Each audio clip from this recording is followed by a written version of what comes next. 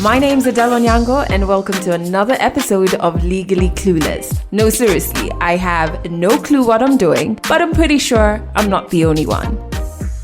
Hi, welcome to episode 107 of Legally Clueless. If this is your first time listening to this podcast, make sure you join our Instagram page, which is at Legally Clueless Podcast. I've put a link to it in the description. And if you chit-chat about this podcast on Twitter, please use the hashtag Legally Clueless. So let me just get this up and out there at the very beginning. This episode is going to be really about sexual violence.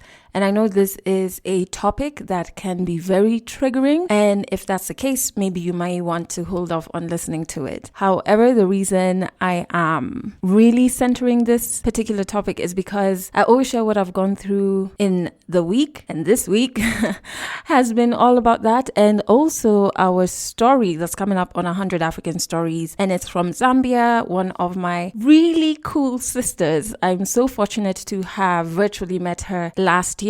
She is going to be sharing about surviving rape and her very terrible experience with the police and in healthcare facilities. Listen to this. My name is Chulu and I'm from Zambia, and it was a Friday, the 10th of June in 2011. And then I encountered 3 men. They grabbed my bag, ran off with it. 2 other men appeared and then they pulled me on the side. They had a knife and they pushed me to the ground, kicked me in the stomach, and they raped me. A policeman is examining me. Then he says to me, "You don't look dirty enough." The first person we saw was a junior doctor who kept making me repeat that I was raped. The detective comes in and says, "Oh, you're the one that was raped," loudly announcing and proclaiming.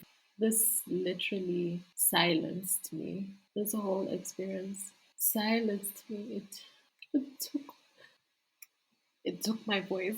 I am so thankful to Chulu, who is also a podcaster, for reaching out and picking this particular story to share. It's going to be coming a little later in this episode. All right, so this week has been a shit show. Such a shit show. So just to bring everybody up to speed, because not everybody is from Kenya, you may have never heard of this very violent experience. A woman in Kenya was thrown off the 12th floor by Moses Gatama Njoroge. And this was because she went to meet him on a date. She rejected his sexual advances at the end of the date. She actually wanted to just go back home. And it resulted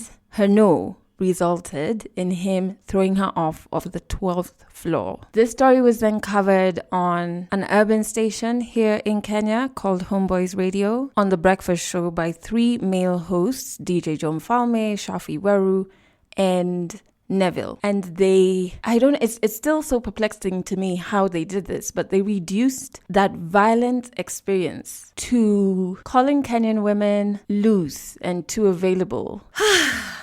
So first and foremost, one of these male presenters, Shafi, used to be my co-host, and before being my co-host, my co-worker at my previous job that is a sister brand to this particular radio station. And there was no doubt in my mind, once, the video of this conversation was sent my way, that my loyalty is to women and to survivors, especially when it comes to sexual violence. I find it so strange that people have a hard time understanding that if you normalize sexual violence, it directly creates an environment that allows said sexual violence to thrive. How hard is it to connect the dots? So it therefore means if you normalize sexual violence, there must be very strong repercussions for this. So the presenters, after a lot of agitating from women who I just have to commend, ended up being fired. There were some very appropriate measures from advertisers, the communications authority, all of that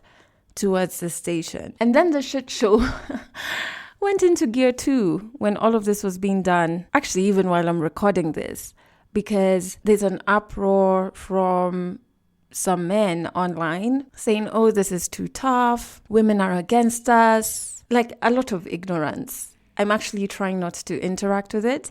what I'm doing is when I spot it, I block you. I'm just like, thank you, universe, for creating this opportunity for me to see that this person actually sees no problem with women getting abused, women getting raped, women being thrown from the 12th floor.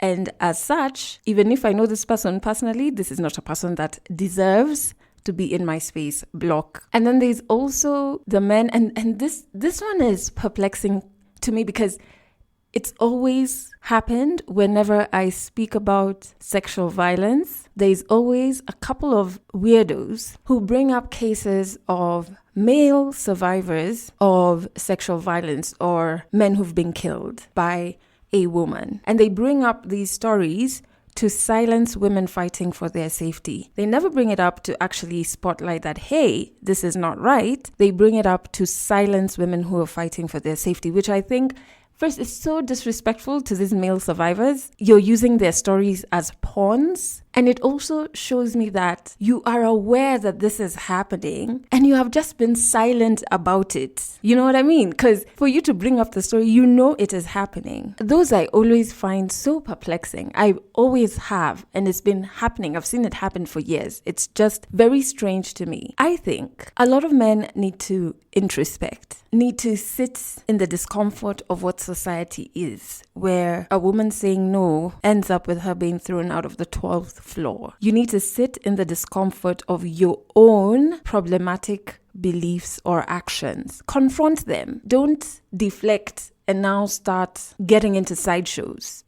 Introspect and learn. You also have to sit in the discomfort of the beliefs or actions of those around you. Like the people who you call your friends. They're in your friend circle. Like right now, as the shit show is happening on whatever social media platform, those men who are even threatening to rape women who are fighting for their safety and dignity, because I've actually just received one of those comments. That man belongs to a certain social circle, a social circle that follows him, that can see this madness he's spewing. Why are they silent? I don't know, man. Like on one hand, I am so thankful for everyone who used their platform to speak up against sexual violence, to fight on behalf of survivors, because we cannot be navigating our healing and then on one hand trying to educate people.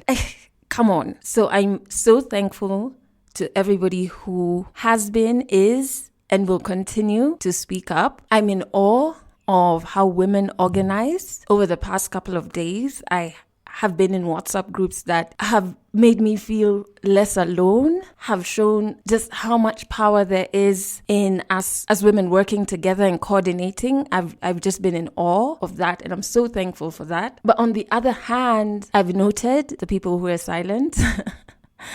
I have a bittersweet relationship with advertisers pulling out of the show. I appreciate it because it's a great strong stand and it means that action has to be taken. But then there's like a small voice that is like, wow, so profits and money are worth more than my life as a woman. You know what I mean? Like we have to go to that extent for you to see how important this is. So I've had like very many different emotions during this time. And in fact, everything I've gone through is even linked to the song of the week. So yesterday I was hosting an event virtually that was co-sponsored by UN Women, Action Aid, and the Embassy of Mexico in Kenya, because this week there's a huge forum happening in Mexico called Generation Equality. It's all about fighting for gender justice. And so the forum I was hosting was a prelude to this, made up of some fantastic youth speakers. My God, I was so inspired. And performances from musicians, poets. It was just beautiful. And I was surrounded by women who, even when I got to the venue, knew what was happening online, knew perhaps it may be affecting me, was so loving.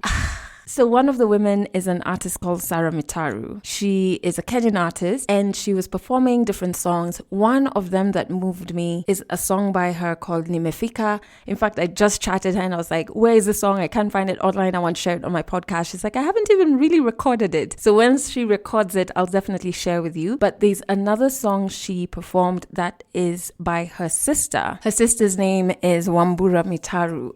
So she performed this song and I was just like, I'm really identifying with it because I'm feeling so aware of like the spaces of sisterhood that are around me, the spaces of support. When I had this song, I was just like, I hope I don't cry. My makeup. My false lashes just start falling. Oh my God. So the name of the song is Shoulder Brother. There's a link to it in the description of this episode.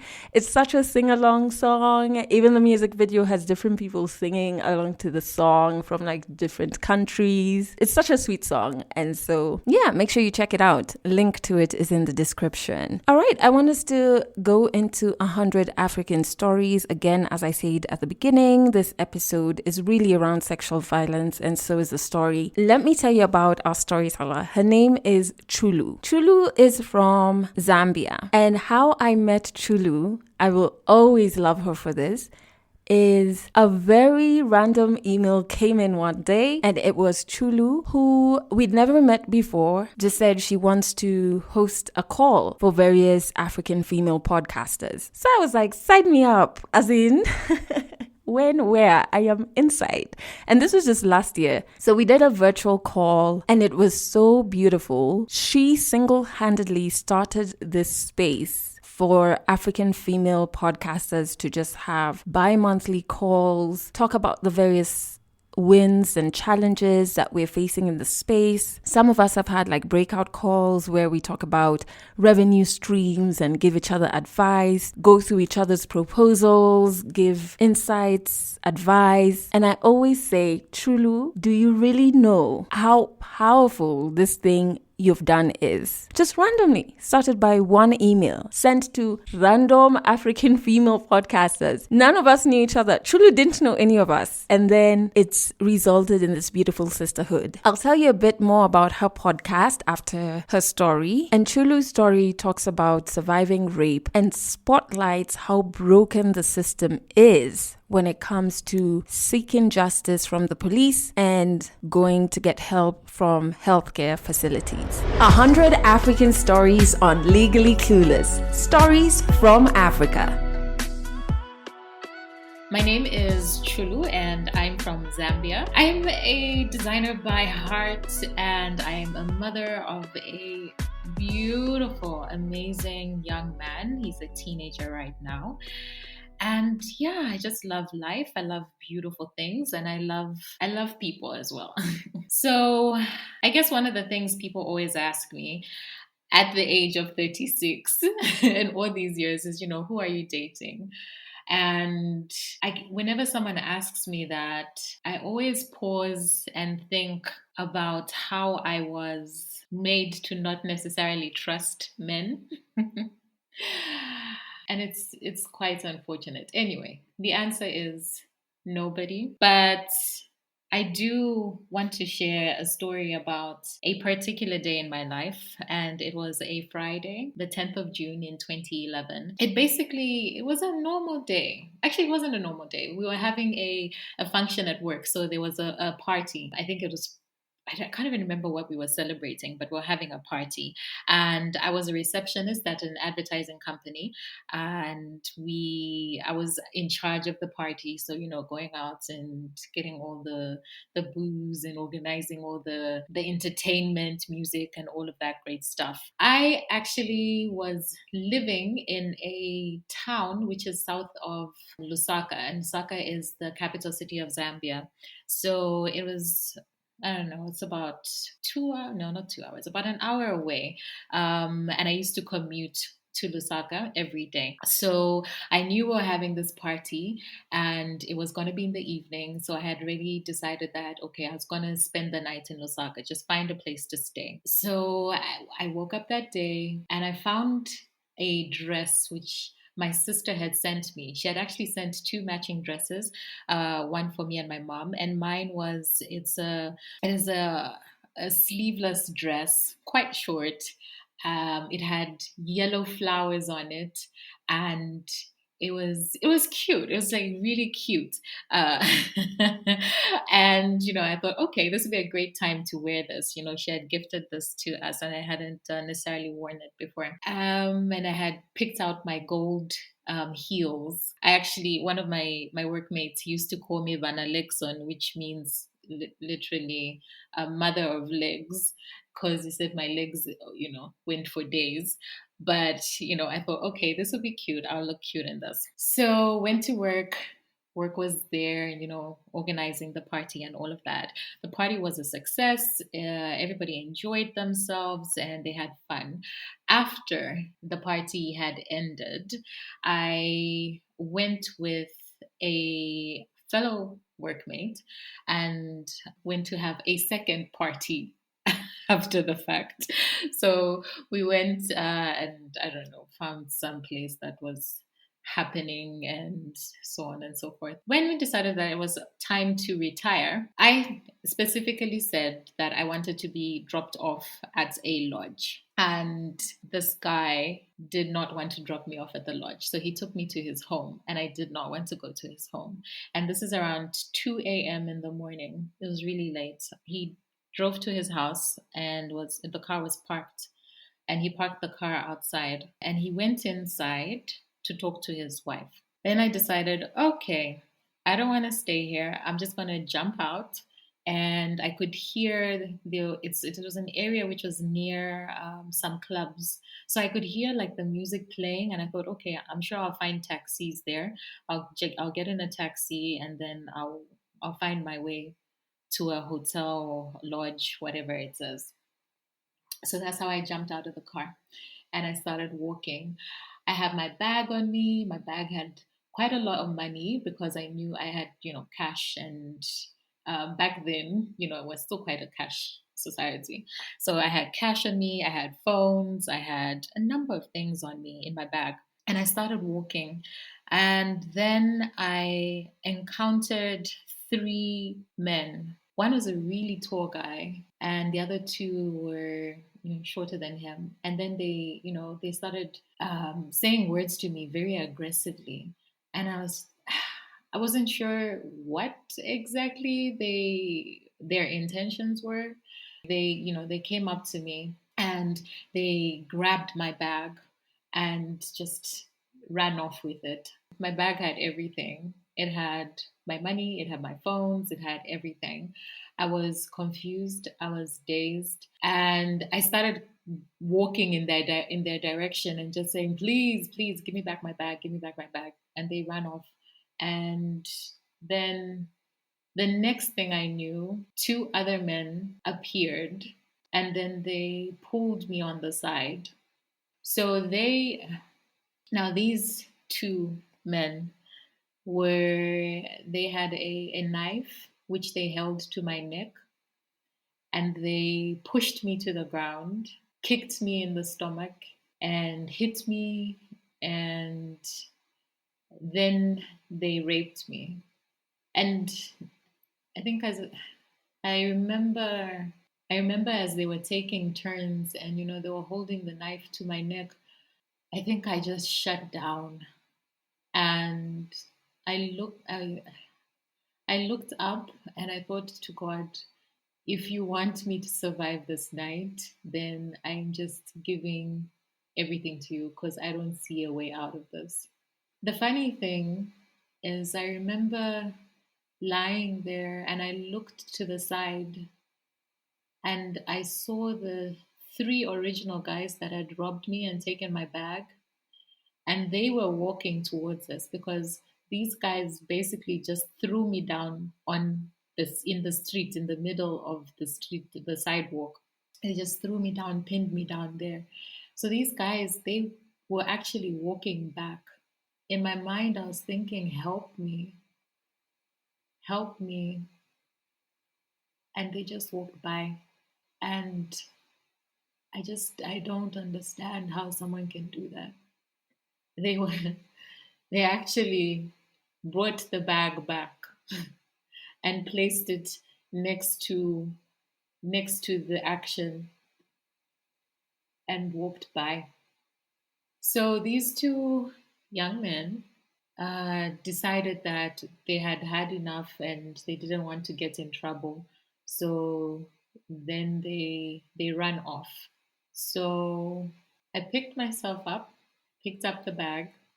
There was nothing in it. There was no money, nothing. There was no phones. There was nothing. And I walked back to the house which I had originally come from with my workmate. And I knocked on the gate and he came out and he says, "Okay, I thought you had gone." I was like, "I did." Then I explained to him what happened. So I went inside. I think he gave me his phone, and the first phone call that I made was to my mom. And I mean, it's 2 a.m. in the morning. She lives in another town, which is north of Lusaka, and she's getting a call from a strange number, and then when she does answer, it's me. And the news I have to tell her is I was raped by two men, and I mean, I don't think I had even thought through anything else of what was going to happen after that. My first instinct was just to call my mom. So then she gave instructions. She said, "Go to the hospital. Go to the hospital. I'm coming." So my workmate drove me to a hospital. Our workplace had a scheme at a particular private hospital.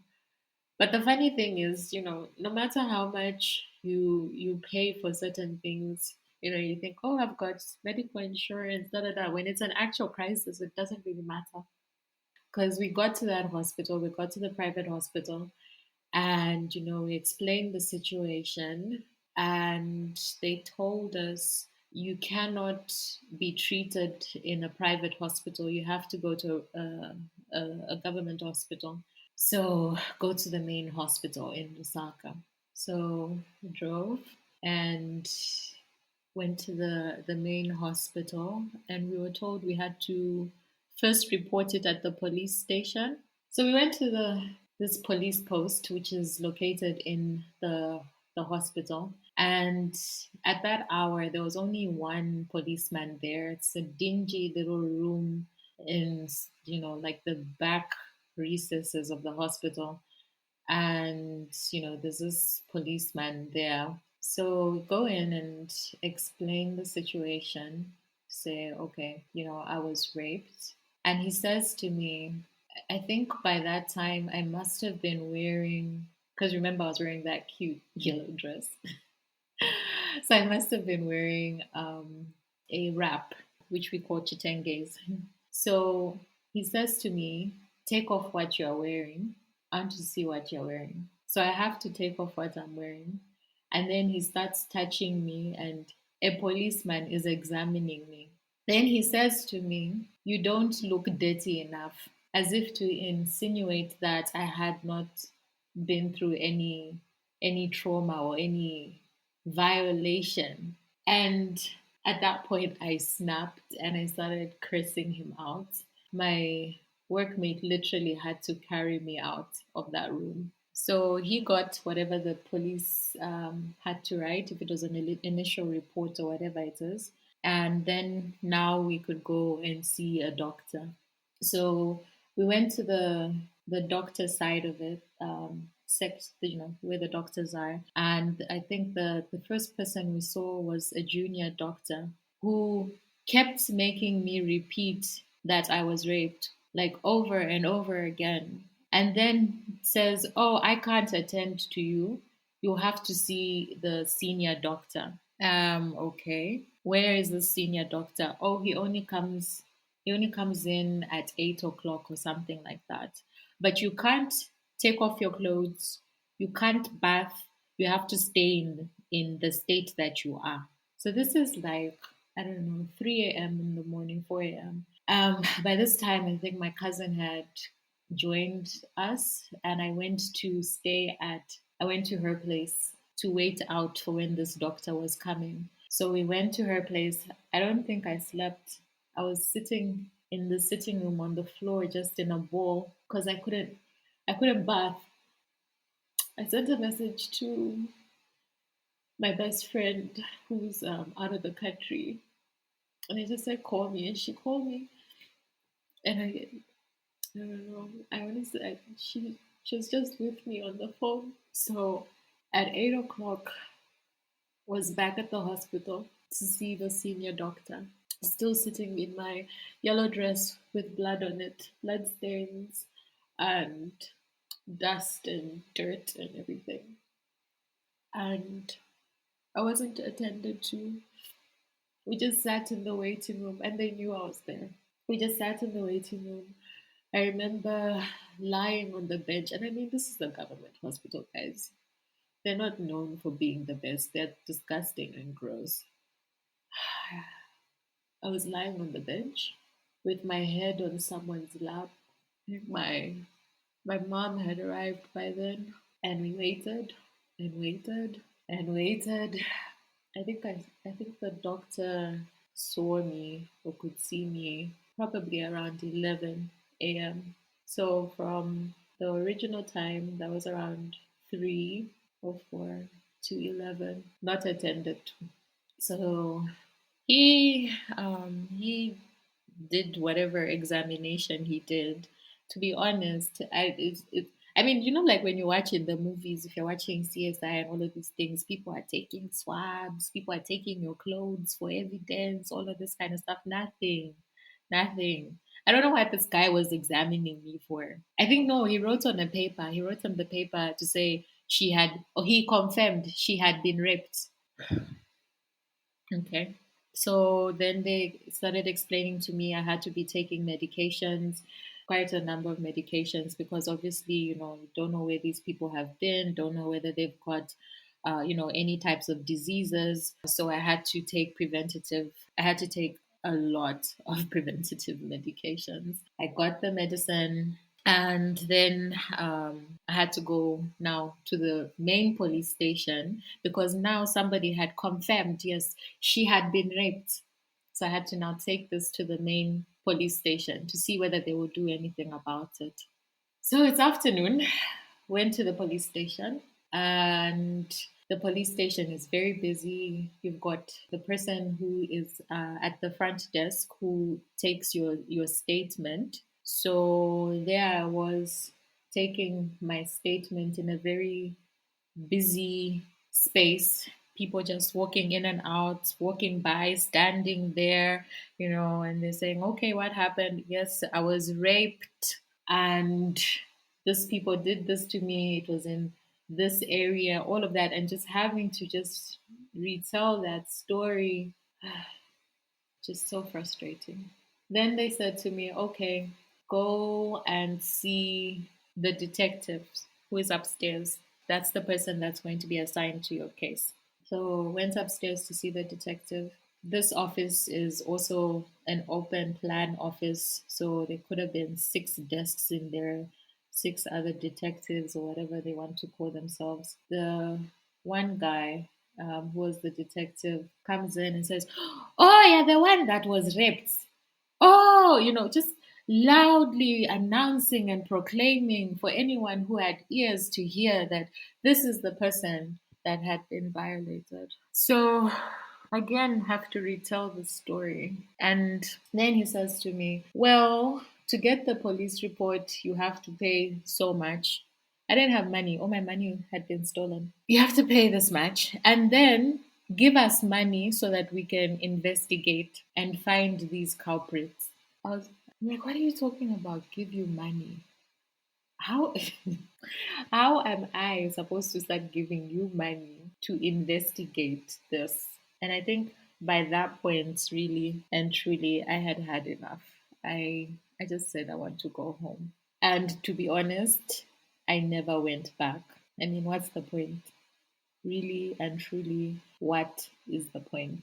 I remember we went back to my cousin's place and they were trying to decide where I was going to go, whether I was going to go back to the family home in Kabwe, which was, as I mentioned, north of Lusaka. And I said to them, I don't want to go back to Kabwe. I need to go. I want to go home to Kafue. And I didn't want my son to see me that way. I didn't want my son to see me that way.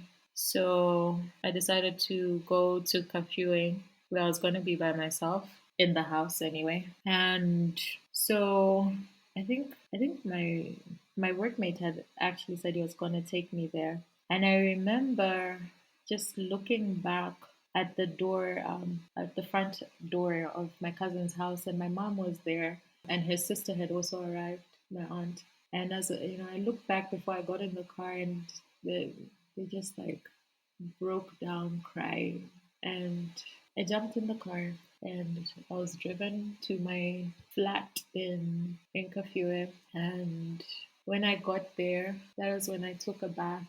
That was my first bath. Just when you're bathing, you're trying to wash off the dirt, but it feels like it's not washing off. It just feels like there's still that horribleness on you. So my aunt actually lived in the town in Kafue. She was a few blocks away, and she's the one who would come through and just check on me. I am naturally an introvert, so I'm a quiet person, but this this literally silenced me. This whole experience silenced me. It took it took my voice. The medicines were so strong. They were so strong. I couldn't take them down. I couldn't. They would go down, and they'd just come back up. I just vomit them. And I had to go back to the hospital, and they had to give me medicine to be able to take the medicine. And then it started reacting with me. My lips got swollen. My digestive tract got swollen. So my throat, everything just swelled up. I was vomiting all the time. I mean, I lost so much weight. And if you've seen me before, yeah, my hips don't lie. So I'm curvy and all of that, but all of that was gone. I was so skinny, like here on your shoulder blades. I lost so much weight. You could literally pour water into my shoulder blades and it would act like a cup. That's how skinny I was. I think I retracted into my mind. I don't know, but the people around me, well, my aunt anyway, and my mother decided that they were gonna take me for prayers because that's what we do as Africans. We pray about everything. So they wanted me to be prayed on. So we are Catholic, and there's a particular priest who at the time was living in the north of the country, or in a province called the Copperbelt. He was known as a healer, and very prayerful. And people basically pilgrimage to him to be prayed on for prayers and, healing and all of that. So they decided that they would take me there. So we went. I don't remember the journey. It takes about 9 hours to get there from Kafue. I don't remember how we got there, but we actually arrived really early. It was because you have to arrive there early because he only takes the first people because he gets a lot of people that go there. And we arrived early and we managed to go in. I went in by myself, and so it was just me and this equally quiet man, this priest. So he asked me what happened, and I said I was raped, and he said okay. So I said, what do you think I should do? And he said to me, you need to go for therapy. And I think I hate to stereotype, but being a typical African, we think, oh, therapy, no, it's not for me, and things like that. Hadn't even occurred to me, hadn't even thought about it. But this priest said to me, you need to go for therapy. And that's all he said to me. He prayed for me and we left. So somebody, I don't remember who recommended. Now remember, I've been to the police, I've been to the hospital, I've been to all these places. Has anybody actually ever said, you've been through this experience? These are the places you can go to go and see a counselor, therapist, whatever. No, but no one has even mentioned anything like that. Nothing from these facilities of people who are supposed to be helping you. So somebody recommended a particular lady a therapist, a psychologist. I was a receptionist. My salary was not the greatest, eh? But my workplace offered to pay very graciously. So they paid for my sessions, and that's how I went for therapy. And really and truly, the therapy saved my life. It I was numb. I was numb. I had shut down. I didn't want to engage with anyone or anything. But the therapy gave me hope. One of the first things that she told me was, this happens. It happens to people. It can happen to anyone. Whether you're a nun in the longest of dresses, or as I was in a short dress with heels, and it can happen to anyone, and there's no reason to blame yourself. Rape isn't about the sexual act, but it's about power. It's about the other person exhibiting power over you. But most importantly, the media, movies, and all of that love to talk about the victim. But she said to me, you're not a victim, you're a survivor. I'm not a victim, I'm a survivor. And I had to internalize that. I think one of the milestones, another milestone in my recovery, was having to go for the HIV test. And I think I was back at work by then. I called one of my cousins to escort me. So I called her and said, oh, I need a ride.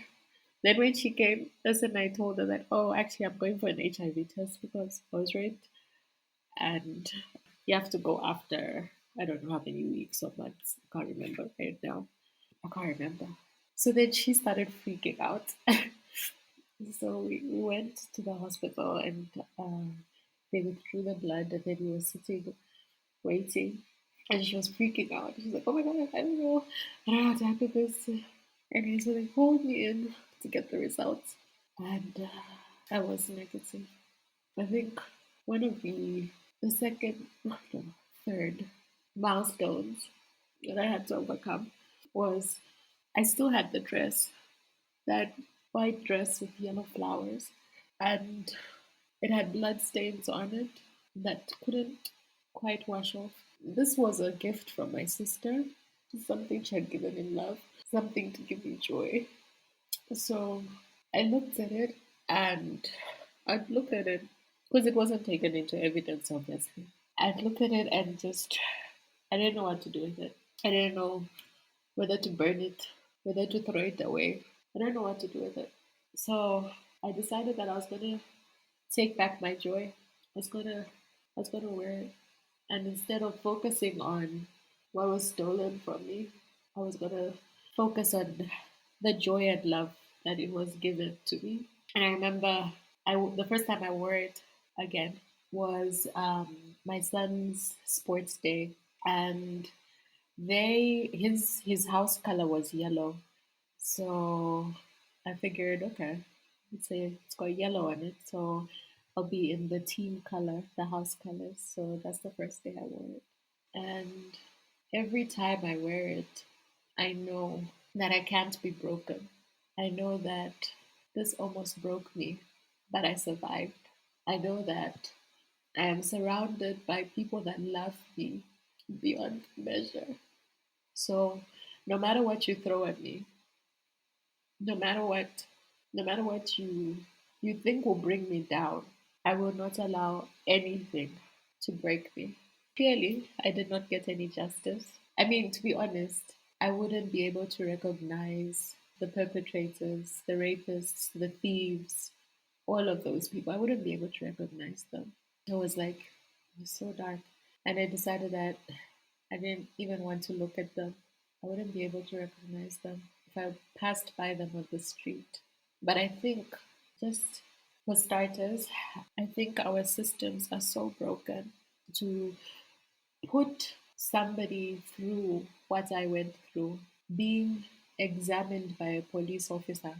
being told I was lying by said police officer, being rudely mishandled by the medical practitioners, not even attended to straight away because, oh, I don't know, maybe I want to bath, maybe I don't want to be sitting in someone's semen, sitting in blood, sitting in dirt. Like, I should just be sitting there waiting for you to feel that it's a convenient enough time to come and attend to me after you've had your breakfast and cornflakes. To the police who are telling me that I need to pay them to find justice for me. The system is so broken. It infuriates me. It makes me so mad. I'm told that, oh, it's become better. I pray it's become better. No one could even tell me that, okay, this is the help you would need afterwards. These are the resources. These are the people that you can talk to. This is the support group. Nothing. The system is so broken. It's ridiculous. In my room, I've got a sign on my wall, big letters in black, and it says forgive. Because every day when I wake up, I have to choose to forgive. Choose to forgive the people who did this to me, the people that raped me, the people that walked by and didn't do anything, that robbed me, that abused me. I have to choose to forgive them every day. Catch more African stories in the next episode of Legally Clueless. When I was recording this story, I couldn't get over just how many similarities there were between her story and mine. And it dawned on me through Chulu how important, and she insisted on this, to spotlight the issues survivors go through when it comes to reporting it at police stations, how survivors get treated, going to health facilities, how survivors get treated. That entire process can be so re-traumatizing and re-triggering because the system is not, I feel like it's not there to protect or make things as smooth as possible for survivors. And when she talked about how she was put on medication, I remember when I went to the hospital, and Val, my best friend, is the one who took me the next morning. No one explained to me the tests they were running. That whole thing of repeating your story, that also happened. There was a male nurse in the room, and even though we said we were not comfortable with that, he did not leave. And I remember him saying, you girls and your girls' nights out. Then when it came, after you're examined and all the tests are done, you have to sit and wait until the pharmacist calls you up to get your medication. Please note, up to this point, I don't know what tests have been done on me. Go there to get my medication. And my mom had always told me, never just take any pills. Like, always ask, what is in this? What is it for? Blah, blah, blah. The guy's given me this medication and I'm like, okay, what is this? What is this? And he's like, they didn't tell you. These are ARVs. So you have to, at that moment, is when it hit me that you're not only dealing with like the trauma of rape, you're dealing with potential diseases, potential pregnancy, like there are ripple things. And then I think I had to go, I was in the clear after 6 months, I believe, because I did for my HIV test. You do a test that particular day we went, you're started on medication after, I want to say 3 months, but I also can't remember. But I know I went back twice after. So you go, they test you again, you're still on medication. And then after a couple of months or weeks, you go back again, they test you again. And then now, I was in the clear. But like those 6 months, you're not only navigating like healing from trauma, there's like a looming anxiety over your health. And I remember I used to hide my medication. I used to hide it in like a drawer in my room because I was sharing a room with my sister. And at the time, I hadn't told anybody. Well, just obviously Val knew, another friend of ours called Priscilla, a couple of other friends who were out on that night with us, but nobody in my family knew. So I had to like hide all my medication. Like I see people making light of sexual violence and I'm just like, it's so sickening because your entire life changes and you are not consulted. It just happens. And then you see people justifying it in the most vile ways or trivializing it or reducing it to something so stupid. It's absolutely ridiculous. So let me tell you about Chulu, because I really want you to listen to her podcasts. Chulu is such a beautiful soul. Once you interact with her stuff, you will just feel the energy, and she's so committed to just advancing development for African women, creating opportunities for us to thrive and to be safe. And she does this through her podcast, which is called Africana Woman with Chulu. I've put a link to it in the description of this podcast. Please go and listen to it. As I'm recording this, the most recent episode was about overcoming imposter syndrome. Please listen to it because it made a lot of sense to me, and it's something that I've battled with. And there's so many other episodes that she's done that are so powerful as well and so relevant. I've put a link to her podcast in the description of this episode. She has a blog where she just cheers women on, gives such good energy, talks about issues that really do affect us. And I've put a link to it as well in the description of this episode. It's also under the Africana Woman banner. And then another thing that I found so interesting, and she's been so helpful giving me resources for this. She has the Africana Woman Visionaries community, which is a space for African women in entrepreneurship. And she's one of those people who I'm like, Chulu, I don't trust in anybody to join my team. Sometimes I'm overwhelmed. How do I get over that and start outsourcing some things or bringing in a team member? And she always has mad resources. It's just like, listen to this podcast, read this article. So she's such a superwoman. So I've put links to her blog, podcast, and the Africana Woman Visionaries community, and then also a link to her Instagram so you can go and just engage with her there. All right, as you are checking out Chulu's awesome platforms, remember, you can always send a story demo, 1 minute, please.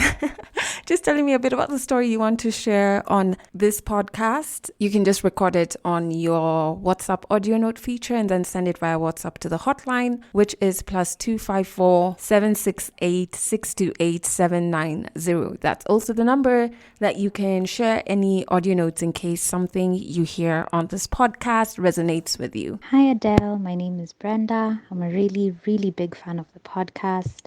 I just finished listening to episode 89, and Onyango's story, wow. First of all, he's really well spoken. I really enjoyed listening to him tell his story, but I'm so challenged and so encouraged by his level of self-awareness and his decision to do better and be better despite his childhood and the difficult relationship with his dad.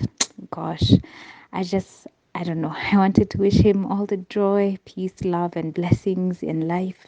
And I pray that life will have nothing but good things for him moving forward. Yeah, so thank you. Have a great weekend. I don't know. Yeah, Onyango's story, aka Rick's Poet, his story was so powerful. And if you follow him on social media, I'll actually also put a link to his socials. Maybe I think on his Twitter is what I have. I'll put a link to his Twitter page in the description of this episode because he's very vocal even when it comes to fighting for women's rights. So yeah, make sure you can also interact with him on those platforms. And then also remember that this podcast plays on Trace Radio in Kenya on Monday and Wednesday at 12 noon and at 7 p.m. and on Fridays at 12 noon.